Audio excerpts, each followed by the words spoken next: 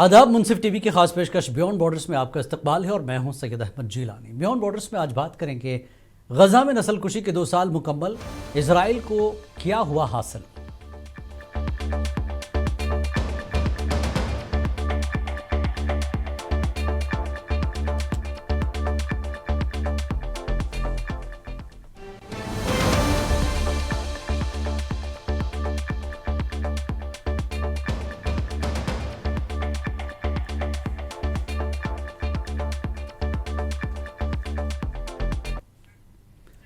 नाजरीन, 7 अक्टूबर गजा में नस्लकुशी के 2 साल मुकम्मल। तो एक तरफ अमन मंसूबे पर बातचीत, लेकिन इसराइली फौज गजा में अंदर तक दाखिल हो गई है और तबाही जारी है।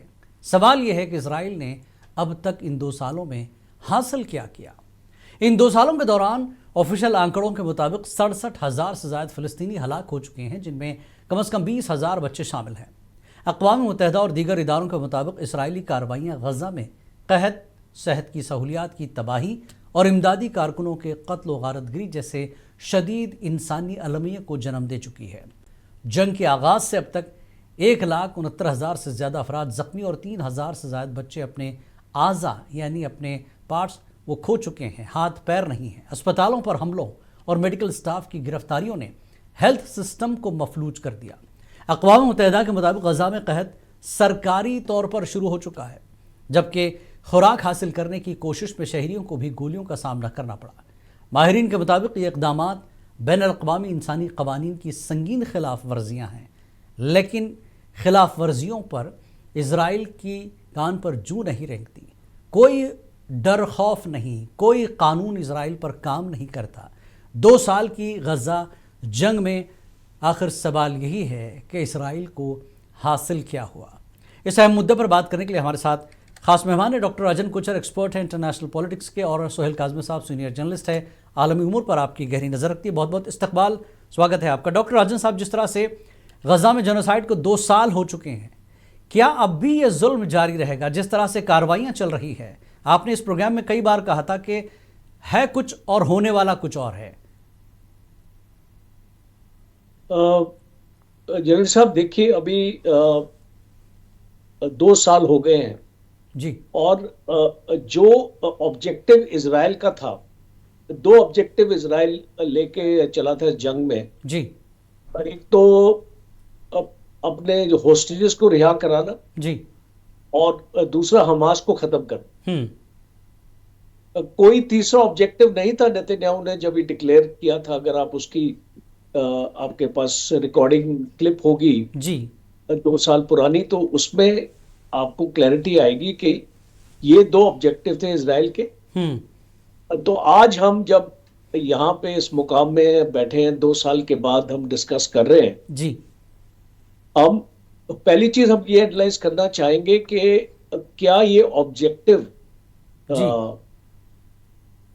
कामयाब हुए, हासिल हुए। बिल्कुल। तो दोनों ऑब्जेक्टिव पार्शली, मैं ये तो नहीं बोलूंगा कि हासिल नहीं हुए, पर पूरी तरह से हासिल नहीं। हाँ। और एक इतनी मजबूत फौज जो मानी जाती है, जब आपने 1967 की लड़ाई देखी, 1973 की लड़ाई देखी, यॉम किप्पुर वॉर देखा जी, 3-3, 4-4 देशों की फौजों के साथ इजराइल की फौज लड़ी है जी। तो यहाँ पे मैं मानता हूं कि इजराइल की फौज कामयाब नहीं हुई जी। और सीज फायर के लिए, और हमास भी खत्म नहीं हुआ सर। हाँ, वो एक्चुअली हुआ नहीं, इसलिए मैं बोल रहा हूं कि वो दोनों ऑब्जेक्टिव पार्शली हुए। कुछ हमास के फाइटर्स को 15-20 हजार मारा गया है, बट जितना आपने मारा है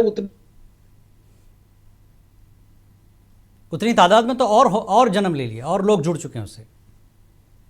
हमास की तो आपने स्ट्रेंथ को आपने कम नहीं किया, और दूसरा ना ही जो उनके पास लड़ने की क्षमता थी आपने उसको खत्म कर पाए। और सीज फायर आपने कई बार, इसमें अमेरिका ने कई बार इंटरवीन किया, एक बार सीज फायर हुआ जी हुआ भी था, जी। पर उसके बाद ये चीज आगे नहीं बढ़ पाई। हम्म। और अभी भी हम उम्मीद लगा के बैठे हैं, बिकॉज टॉक्स अभी भी चल रही हैं। बिल्कुल। ट्रम्प के जो सन इन लॉ हैं वो भी आए हुए हैं, उसको मैदान में उतर गए हैं वो भी। जी और स्टीव विटकॉक के साथ बातचीत, आपके हमास के रिप्रेजेंटेटिव और वगैरह, जो कैरो में बातचीत चल रही है, बट उसका देखिए बुनियादी तौर पे आज एक बहुत इंटरेस्टिंग चीज थी कि मैं एक वॉशिंगटन का न्यूज़पेपर पढ़ रहा था आज मॉर्निंग में, जी। और उसमें ये लिखा था कि ये पीस प्लान नहीं है, हम्म। ये हमास का सुसाइड प्लान लिखा है ट्रम्प ने। हाँ। तो इसका ये मतलब है कि मैं इस चीज को क्या मानूं कि आप यहाँ पे एक पीस की तरफ जा रहे हैं, या आप एक ऐसी सिचुएशन क्रिएट कर रहे हैं कि आने वाले वक्त में यहाँ पे और भी इंस्टेबिलिटी पैदा हो। हाँ, इस तरह का और माहौल बन इसीलिए, रहा है। बिल्कुल सही हाँ कहा तो, आपने, आपका अंदाज़ा बिल्कुल सही है। और हाँ, जी जी। फैसल, सोहेल काज़मी साहब, क्या 67,000 अब तक जो आंकड़े हैं सरकारी, उससे ज़्यादा फ़लस्तीनियों की हलाकत के बाद भी दुनिया खामोश रहेगी? और 2 साल में, जैसा कि डॉक्टर राजा ने कहा कि जंगबंदी के लिए कई दौर की बातचीत हुई, और अब ट्रम्प पीस प्लान पर बात हो रही है, तो जंग तेज़ भी तो हो रही है। ये जंग को तेज़ क्यों किया जा रहा है? बातचीत का जब दौर चल रहा है, बहाना है या दबाव का एक टूल है ये? बिल्कुल सर, पहले तो राजन सर को गुड इवनिंग और आपको भी गुड इवनिंग। दूसरा ये, राजन साहब तो ज्यादा एक्सपर्ट हैं, वो ज्यादा बेहतर तरीके से एक्सप्लेन करते हैं। जी। लेकिन मैं समझता हूँ जब आपका फोन आया और ये देखा कि हमने 2 साल की जंग पे डिस्कशन करनी है, तो अपने आप में ही बुरा लगा, जी क्योंकि हम जब भी बात करते हैं तो कहीं कोई मुल्क आजाद हुआ था, कहीं कोई आर्टिकल 370 अबॉलिश हुआ था, कोई हर जब भी हम डिस्कशन करते हैं तो पॉजिटिव नोट पे करते हैं कि एक बिल्कुल। साल खुशियों का मनाने जा रहे हैं, और ये उम्मीद दूसरा थी कि साल आज फिर आज तीसरा कुछ आज कुछ नया सुनने को मिलेगा, आज कोई बड़ा ऐलान हो जाए। बिल्कुल। जी लेकिन अनफॉर्चुनेट इतना है कि जिसकी तरफ राजन साहब ने इशारा किया कि ये आप देख लीजिए, जंग तो जारी है और सारी जितनी भी कैजुअलिटी, जितनी भी डैमेज हुई है वो आपके सामने है, लेकिन उसके बावजूद भी अभी भी जो सीज फायर की तरफ हम बढ़ रहे हैं, वो जंग को बढ़ाने की बात कर रहे हैं, सीज फायर की बात नहीं कर रहे हैं। लेकिन एक चीज दुनिया को समझ आ गई कि जनाब, यूएन सिक्योरिटी काउंसिल कोई चीज नहीं है, करारदातें जिनकी हम बात कर रहे हैं, आप भी कर रहे हैं, उनकी कोई माने नहीं है। जियोपॉलिटिक्स पूरी दुनिया की बदल चुकी है, हर मुल्क को अपना अपना ध्यान रखना है। अमेरिका सिर्फ मतलब से दोस्ती करता है, वो किसी का दोस्त नहीं है। ये सब चीजें पिछले 2 साल से आहिस्ता आहिस्ता एक एक पन्ना जो है वो चेंज होता हुआ नजर आ रहा है, और उसका असर जो है, जो जिस खामोशी की आप बात कर रहे हैं, जी नेचुरली स्वाभाविक तौर पे वो खामोशी तो बढ़ती जा रही है, दिख नहीं रही है। लेकिन जी। यह कि खामोशी जब भी एक्सप्लोड होगी ना, उसके जो नताइज होंगे, हाँ। वो इजराइल के लिए तो, इजराइल तो क्या पता दुनिया के नक्शे से दिखे ही नहीं, और उसके अलावा जो भी सिंपथाइजर हैं वो भी मजबूर हो जाएंगे अपनी रणनीति को और अपने वजूद को बचाने के लिए। ये दर्शाता है, क्योंकि जुल्म की एक हद होती है, जुल्म की भी एक लिमिट होती है, और जब वो लिमिट्स क्रॉस हो जाती हैं तो कोई ना कोई मिरेकल्स होते हैं। ये हिंदू मैथोलॉजी के हिसाब से भी और हमारे इस्लाम के हिसाब से उसको हम मुआवजा बोलते हैं, जी और जब वो मुआवजे होते हैं जी। तो फिर दुनिया स्टैंड स्टिल हो जाती है और एक नई जो चैप्टर है वो बिल्कुल। शुरू होता है, जो जी बड़ा अनफॉर्चुनेट है। जी। देखिए, अगर तो जंग से कोई हासिल हो जाता या इतना डैमेज होने के बाद कुछ चीजें चल पड़ती आगे, इन्होंने तो बाकी मुल्कों के लिए भी चैप्टर खोल दिए, और साथ साथ इस जंग के साथ साथ आपने देखा बीच में कितनी जंगें, कितनी मुल्क इन्वॉल्व होना शुरू हो गए। जी। जो भी एक मुल्क की तरफ जाता है तो उसका दुश्मन दूसरा मुल्क बन जाता है, जी। जहाँ 4 लोग जुड़ते हैं तो 5वां उसका दुश्मन बन जाता है। तो इसने एक नया जियो पॉलिटिकल सिनेरियो इस जंग ने आप उसकी शुरुआत कर दी है। जी। अब वो कहां तक चलेगी, क्या उसके नताइज रहेंगे, तो आने वाला वक्त बताएगा। जी। But it is very unfortunate as far as the humanity of the world is concern, which जी। Is to be discussed by the global leader. जो भी इंटेलेक्चुअल लीडर्स हैं उनको इसका मंथन करना चाहिए 2 साल का। जी।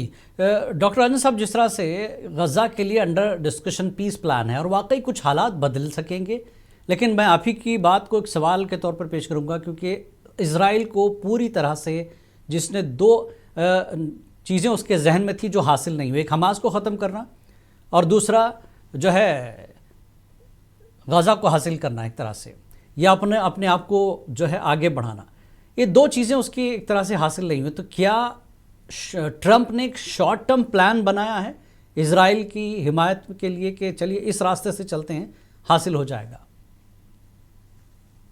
देखिए, आपका जो ये आपका एनालिसिस जो आपने किया अभी, कि ये एक कैमोफ्लाज है जी। ट्रम्प का, कि वो जो लड़ाई से हासिल नहीं करना चाहते, वो एक पीस प्लान बना के हासिल कर रहे हैं। हाँ। बट जहां पे ट्रम्प ने गड़बड़ कर दी है, इसको मुझे लगता है ट्रम्प ने एक बहुत बड़ी मिस्टेक इस प्लान में करी है।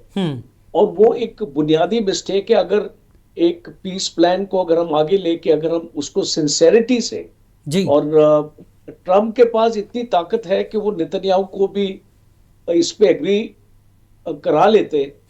वो बुनियादी चीज ये है कि आपने हमास को पैलेस्टीनियंस का फ्यूचर बनाने का दर्जा नहीं दिया। जो ऑर्गेनाइजेशन पैलेस्टीनियंस के साथ खड़ी थी, लड़ रही थी जी, और इजराइल का मुकाबला कर रही थी, आपने उस ऑर्गेनाइजेशन को दर्जा नहीं दिया कि आने वाले वक्त में पैलेस्टीनियंस के फ्यूचर में वो शिरकत कर सके। हाँ। तो आई थिंक ये एक बुनियादी स्ट्रेटेजिक मिस्टेक मैं बोलूंगा, या स्ट्रेटेजिक। हाँ, हमास को बिल्कुल अलग थलग रखा है, निगोशिएट करने में भी नहीं है वो, तो बल्कि गाजा में दिखाई ना दे बिल्कुल। हाँ, तो वो एक ऐसी पॉसिबिलिटी मुझे ऐसा लगता है कि हमास शायद उस चीज को एक्सेप्ट ना करे। नहीं, खुद क्या फलस्तीनी भी करेंगे? क्योंकि फलस्तीन के लोगों के साथ सिर्फ हमास है अब। देखिए, ये समझौता कौन कर रहा है? टेबल पे कौन बैठा है? जी। पैलेस्टीनियन का कोई भी लीडर अदर देन हमास जी टेबल पे नहीं बैठा है। हाँ। तो आप एक हमास के साथ समझौता कर रहे हैं, ये जंग को रोकने के लिए, सीज फायर और यहां पे नॉर्मलसी लाने के लिए, पर आप उसमें हमास को भागीदार नहीं बनाना चाहते। अच्छा, दूसरा एक और फॉल्ट लाइन अभी आ रही है जी, और इसका जी, जिक्र अभी होने लग गया है जी। पहली ये फॉल्ट लाइन तो ये है कि आपने हमास को अलग किया, और ये इंटेंशनली किया गया है क्योंकि आप इस एरिया को डोमिनेट करना चाहते हैं, दबाना चाहते हैं, और आपको पैलेस्टीनियंस की कोई चिंता नहीं है। बिकॉज आने वाले वक्त में मुझे एक्चुअली डर है कि आप पैलेस्टीनियंस को वो एक दर्जा उसको यहाँ पे गजा में नहीं देंगे, उनको हक नहीं देंगे, और मजबूर करेंगे पैलेस्टीनियंस को यहां से पलायन करने के लिए। जी। बिकॉज अल्टीमेटली आपको पूरा गजा का कंट्रोल चाहिए, इसलिए मैंने कैमोफ्लाज का वर्ड इस्तेमाल किया था। जी। दूसरा इंपॉर्टेंट पॉइंट जो ये है कि जो इजराइल के अंदर जो पॉलिटिकल सेटअप है जी, आज नेतन्याहू उसमें माइनॉरिटी में है। हाँ।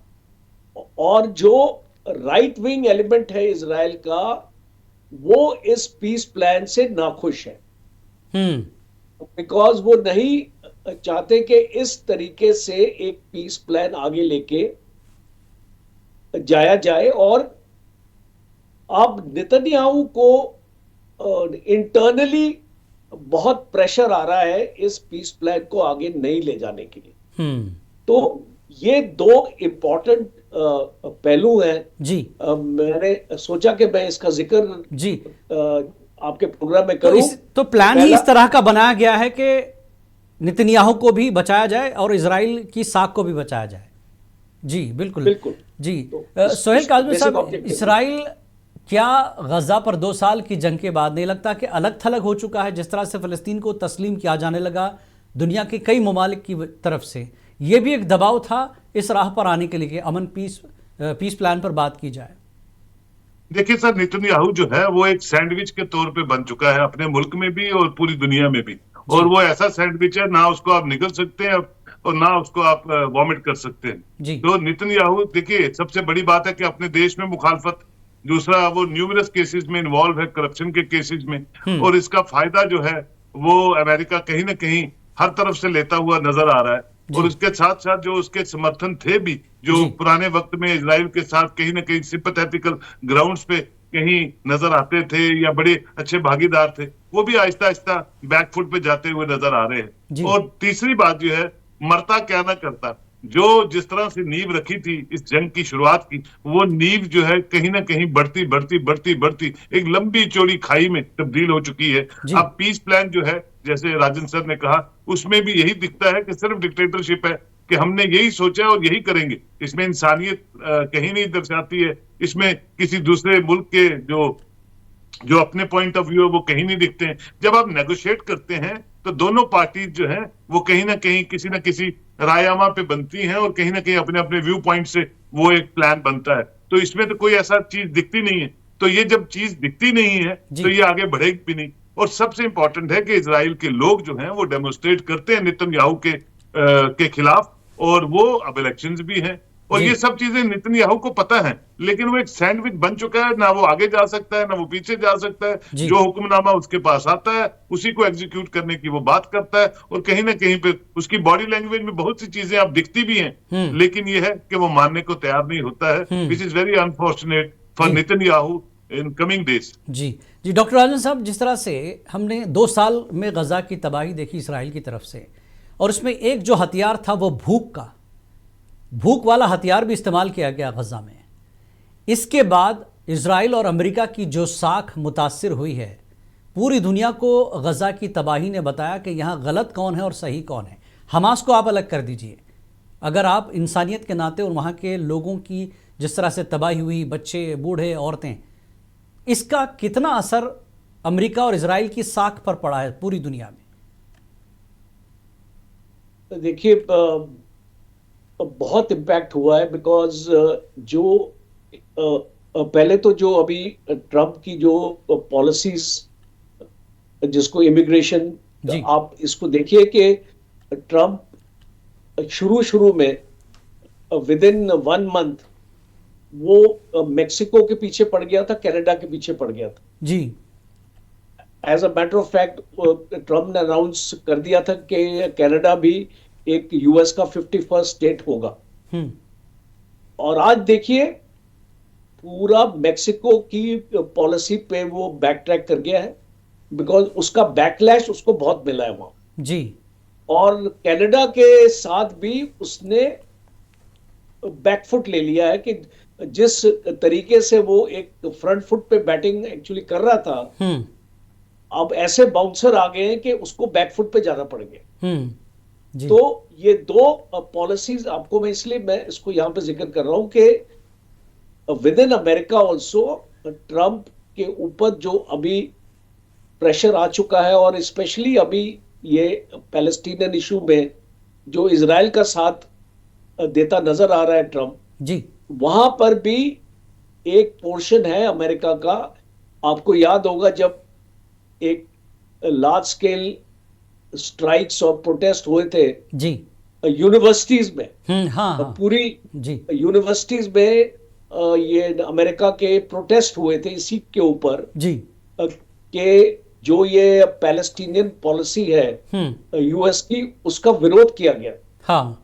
और जिस हिसाब से ट्रम्प ने अपने इलेक्शन के टाइम जो प्रोमिसेस किए थे वो नजर नहीं आ रहे हैं, क्योंकि एक टाइम पे तो ट्रम्प बोलते हैं सीज फायर करो और पीस करो, और दूसरी तरफ वो इजराइल को पूरी मदद कर रहे हैं। हाँ। आज अगर ये लड़ाई इजराइल 2 साल लड़ पाया है जी, ये बेसिकली जो हथियार अमेरिका ने दिए हैं, जो एमुनिशन दिया है, और जिस तरीके से इजराइल को हर एक मल्टीलैटरल फोरम में सपोर्ट किया है जी, आईसीसी के अगेंस्ट स्टेटमेंट्स निकाली हैं, international criminal court of justice के अगेंस्ट स्टेटमेंट निकाली है अमेरिका ने, और नेतन्याहू का साथ दिया है, तो ये दर्शाता है कि ट्रम्प के जो इरादे थे जी, वो साफ नहीं थे, शुरू से ही साफ नहीं थे। और ये पीस प्लान बनाने के बाद अभी मैं काफी जो एनालिस्ट है अमेरिका के, जी भी मैं और उनका भी एनालिसिस पढ़ रहा था न्यूज़पेपर में। जी तो जी वो एक साफ, एक स्ट्रॉन्ग एक कमेंट और अमेरिकन कर रहे हैं कि नेतन्याहू का मकसद यहाँ पे पीस लाना नहीं है। नेतन्याहू का मकसद है कि यहाँ पे पैलेस्टीनियंस को खत्म करना। हाँ अब वो बारूद और गोलियों से नहीं खत्म कर पाए तो ये पीस प्लान से खत्म करेंगे। हाँ तो इसीलिए अब मुझे ऐसा लगता नहीं है कि इसमें ऐसा कोई भी फॉरवर्ड मूवमेंट आएगा। हाँ अब इसको अगर मैं सम अप एक्चुअली करूं जी तो इस पीस प्लान में आपने पैलेस्टीनियंस के लिए कोई सिक्योरिटी गारंटी नहीं रखी। बिल्कुल बिल्कुल। बिकॉज बाद में अगर पैलेस्टीनियंस के साथ कुछ होता है, आपने उनको कोई भी सिक्योरिटी गारंटी नहीं दी है। जी बिल्कुल। और आपने वेस्ट बैंक का जिक्र नहीं किया है। और आप एड को, ये जो ह्यूमैनिटेरियन एड है, इसको जैसे आपने बताया इसको वेपनाइज कर रहे हैं। हाँ ना ही आपने इलेक्शंस की बात करी है।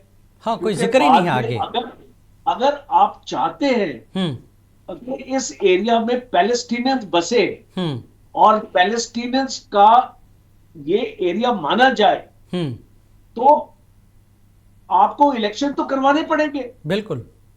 पर आपने इलेक्शन का इसमें जिक्र ही नहीं है। कोई भी जिक्र नहीं किया। जी जी तो इसीलिए मैं ये मानता हूं कि आप ना ही आपने वॉर क्राइम्स के बारे में बात की कि जो इतने लोग मारे गए हैं और जो ट्रिब्यूनल में उसको एक वॉर क्रिमिनल घोषित किया है नेतन्याहू को, उसके अगेंस्ट क्या होगा। हाँ। तो ये पूरा एक तरफा प्लान है, जैसे सोहेल जी ने भी जिक्र किया। जी एक पूरा एक तरफा प्लान है, इसमें कोई मीटिंग पॉइंट नहीं है। हाँ और जिस प्लान में कोई मीटिंग पॉइंट नहीं होता है जी वो प्लान कभी भी सक्सेसफुल नहीं हो पाए। जी बिल्कुल सही कहा आपने, क्योंकि ये तो थोपा गया प्लान है। सोहेल काज़मी साहब 2 मिनट और मेरे पास हैं।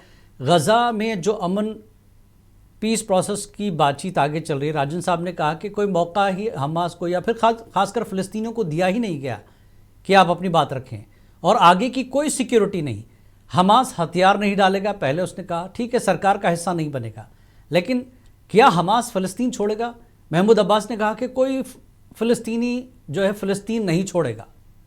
अब ऐसे में इस पीस प्लान का हशर क्या देखते हैं आप? ये पीस प्लान जो है, ना इसमें कोई पीस नजर आ रहा है और ना कोई इसमें प्लानिंग नजर आ रही है। तो ये आगे चलेगा ही नहीं। जैसे राजन सर ने कहा, बिल्कुल खुल के एलैबोरेट। देखिए, 2 पार्टीज में कोई जंग होती है, कोई बात होती है, कोई लड़ाई होती है, तो आपको दोनों की पक्ष रखने हैं ना। अब 60-40 पे चले जाइए, 70-30 पे चले जाइए। यहाँ तो 100% वो है जो अमेरिका चाहता है, जो इजराइल चाहता है। देखिए, आने वाले दिनों में अमेरिका में भी वो सूरत हाल नहीं है। लोग ट्रंप के भी खिलाफ जो है, इंटेलेक्चुअल क्लास जो है, जो फॉर्मर प्रेसिडेंट्स हैं, वो भी नीतियों के खिलाफ बोलते हैं और खुल के लिखते हैं, बोलते हैं। तो मुझे लगता है ट्रंप एक हिस्ट्री में अपना नाम दर्ज करवाना चाहता है, और लेकिन वो नाम को अच्छे शासक जो होते हैं या जो अच्छे जो जो जो हुक्मरान होते हैं, उनमें उनके उसका नाम नहीं आएगा। और मुझे लगता है वर्स्ट पार्ट होगा पूरी दुनिया के लिए ये जो ट्रंप का रूल है। राजन साहब के हवाले से अगर देखूं तो ये पीस प्लान नाकाम होता नजर आ रहा है राजन साहब। और सोहेल भाई, अगर नाकाम होता है, हमास अभी पूरी तरह से ख़त्म नहीं हुआ और हथियार भी नहीं रखे, लेकिन इसका मुस्तकबिल क्या है फ़लस्तीन का, और इजराइल को फिर कुछ हाथ लगेगा भी या नहीं? और मशरिक़ वस्ता की तरफ से, अरब ममालिक की तरफ से क्या कुछ रिएक्शन देखने को मिलेगा, खासकर ईरान का?